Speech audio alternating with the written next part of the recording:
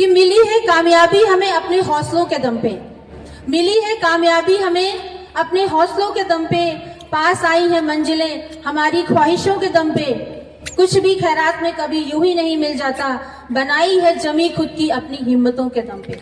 विनय कुशवाहा, आप देख रहे हैं ए न्यूज बिहार। हम पहुंचे ग्रेटर नोएडा में, जहां पर सम्राट अशोक क्लब द्वारा सम्राट अशोक कन्वेंशन केंद्र की आधारशिला सह 2286वें विजय धम्म दिवस का आयोजन किया गया है, जिसमें बड़ी संख्या में देश विदेश के गणमान्य लोगों ने उपस्थित होकर कार्यक्रम को सफल बनाया। आइए हम आपको दिखाते हैं इस कार्यक्रम को संबोधित करते हुए रश्मि कुशवाहा, जो महिला प्रकोष्ठ की राष्ट्रीय अध्यक्ष हैं। आइए उन्होंने सभा को संबोधित किया। इन अन्य प्रबुद्धजनों का मैं हार्दिक स्वागत अभिनंदन करते हुए मैं आप सभी को आज के धम्म विजय दिवस की हार्दिक मंगल कामनाएं अर्पित करती हूँ।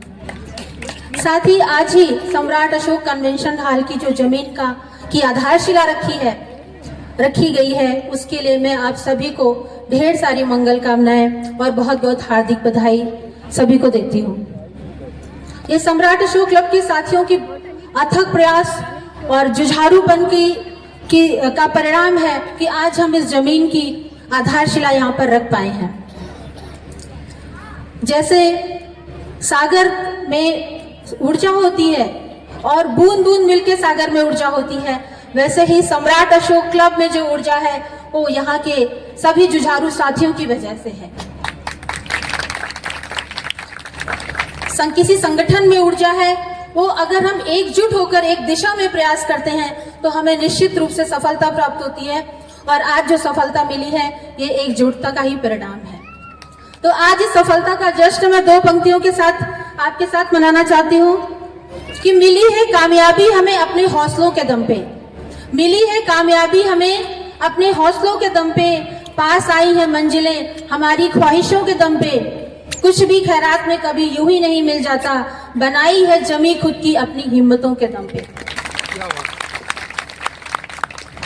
साथियों, अधिकतर लोगों के जीवन में एक टर्निंग पॉइंट आता है। हम सभी लोगों का सम्राट अशोक क्लब में आना एक टर्निंग पॉइंट है। जब से हम सम्राट अशोक क्लब से जुड़े हैं, तब से हम लोगों का सागर में ऊर्जा होती है और बूंद बूंद मिलके सागर में ऊर्जा होती है, वैसे ही सम्राट अशोक क्लब में जो ऊर्जा है वो यहाँ के सभी जुझारू साथियों की वजह से है।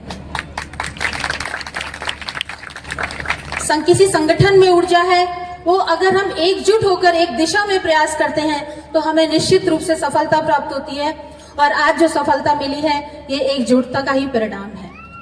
तो आज इस सफलता का जश्न मैं दो पंक्तियों के साथ आपके साथ मनाना चाहती हूँ कि मिली है कामयाबी हमें अपने हौसलों के दम पे, मिली है कामयाबी हमें अपने हौसलों के दम पे, पास आई है मंजिलें हमारी ख्वाहिशों के दम पे, कुछ भी खैरात में कभी यूं ही नहीं मिल जाता, बनाई है जमी खुद की अपनी हिम्मतों के दम पे। साथियों, अधिकतर लोगों के जीवन में एक टर्निंग पॉइंट आता है।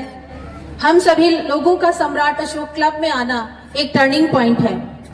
जब से हम सम्राट अशोक क्लब से जुड़े हैं, तब से हम लोगों का बातचीत करने का तरीका, बोलने का तरीका, हमारा पूरा व्यक्तित्व बदल गया है।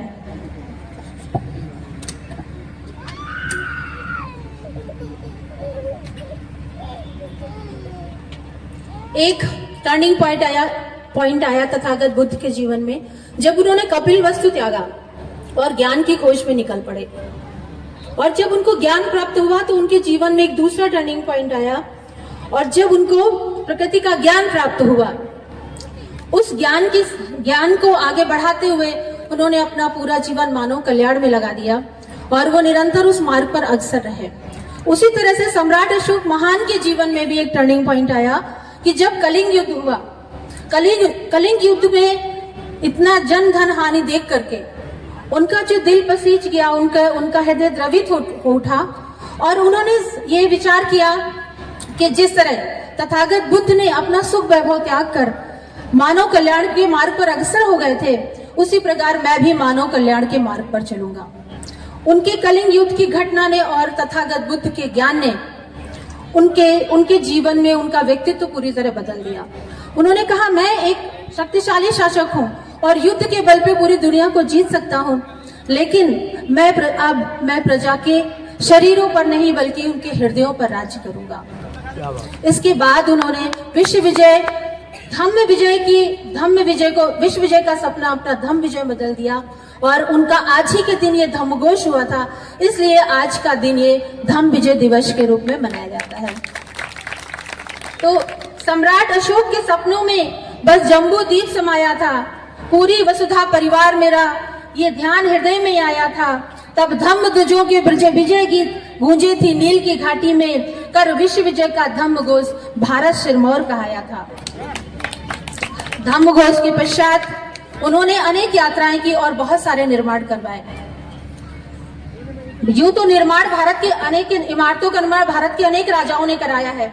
जैसे शाहजहां ने निर्माण कराया था ताजमहल का अपनी पत्नी के प्रेम में, ऐसे ही कुतुब मीनार का निर्माण कराया गया कि अपने दिल्ली सल्तनत की अपने शासक अपना ऊंचाई दिखाने के लिए उन्होंने कुतुब मीनार का निर्माण कराया था। इसके बाद गुप्त काल में अनेक मंदिरों का निर्माण हुआ, जहां पे देवी देवताओं की मूर्तियों का निर्माण कराया गया। और उन्होंने ये निर्माण इसलिए कराया था क्योंकि वो जो है वहां पर जितने भी उनके वेद पुराण महाभारत और रामायण थे, उनकी कहानियों को वो मूर्त रूप दे करके अपने धर्म ग्रंथों का प्रचार प्रसार कराना चाहते थे। इसके बाद खजुराहो के मंदिरों का निर्माण कराया, चंदेल राजाओं ने कराया और उन्होंने उन देवी देवताओं की मूर्तियों को भोग विलास में लिप्त दिखाया।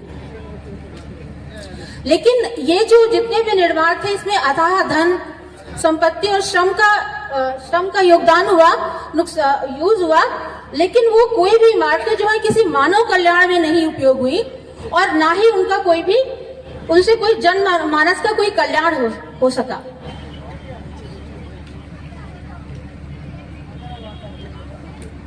लेकिन सम्राट अशोक महान ने सबसे पहले उन्होंने अपने शासनकाल में अपने राज्य में उन्होंने रास्तों पर वृक्ष लगवाए, विश्राम स्थल खुलवाए, अस्पताल खुलवाए, पशुओं और मनुष्य दोनों के लिए अस्पताल खुलवाए।